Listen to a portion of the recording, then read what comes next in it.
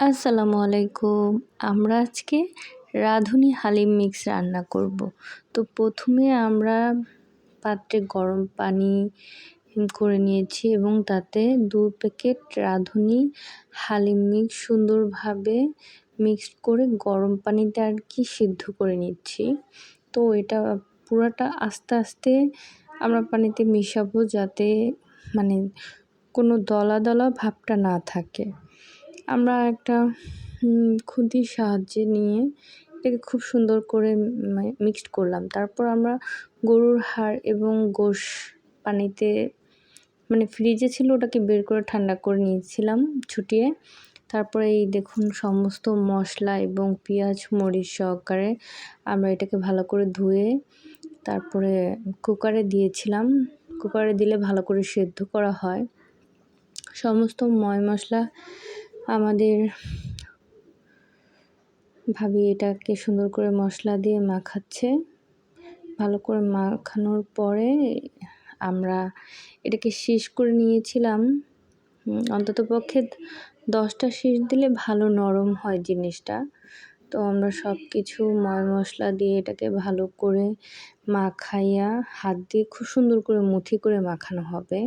পর্যাপ্ত পরিমাণে তেল দিয়েছিলাম, লবণ টবণ যত মশলা টশলা আছে, এবং অবশ্যই যে হালিমের ভিতরে একটা মশলা আছে ওইটা দিয়ে দিতে হবে, এক পিঠ দিয়ে দিয়েছিলাম।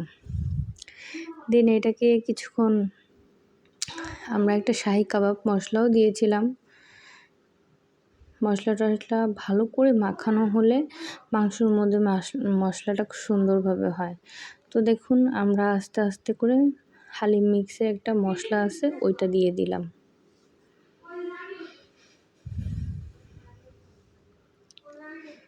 আর একটু ভালো করে মাখিয়ে নিলাম। সুন্দর করে মাখানো হলো। এবার পরিমাণ মতো পানি দিয়ে দিচ্ছি। পানিটা দেওয়া হয়ে যাওয়ার পরে আমরা এটাকে জাল করে নিব।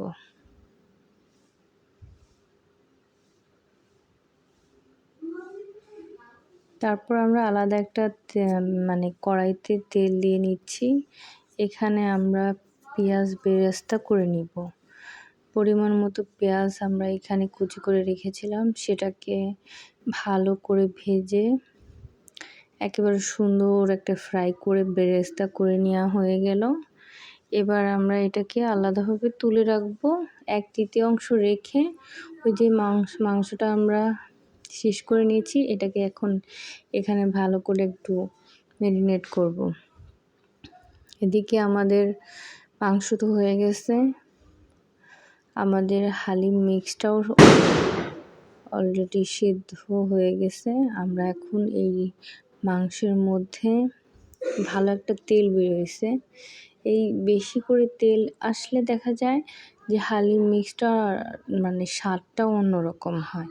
এবার আমরা ভিজিয়ে রাখা হালিমটার মধ্যে মাংস দিয়ে দেওয়ার পরে ফুটতেছে, একটা ঘন আবরণ আসতেছে। তারপর বাদবাকি যে মশলা ছিল ওই মশলাটাও আমরা এই হালিম মিক্সে দিয়ে দিয়েছি। দেন এটা দেওয়ার পর খুব সুন্দর একটা ঘন ঘন ভাব চলে আসছে। আর এই ঘন ঘন ভাব হয়েছে মনে হচ্ছে যে হালিমটা হয়ে গেছে। তো আমরা অনেকক্ষণ প্রায় 1 ঘন্টার বেশি হবে আমরা এটাকে জ্বালাইছি। জ্বালানোর পর এই যে আমাদের ফাইনাল লুক। আমি একটা বাটিতে করে নিয়েছিলাম। দেন এখানে লেবু, তারপরে কাঁচামরিচ কুচি, পেঁয়াজ বেরেস্তা এই সব কিছু দিয়ে পরিবেশন করে নিচ্ছিলাম। আমার হাতের হালিমটা কিন্তু আসলেই অনেক মজা হয়। আমি তো অনেকবারই খাই, আর হালিম খেতে আমার খুব ভালো লাগে।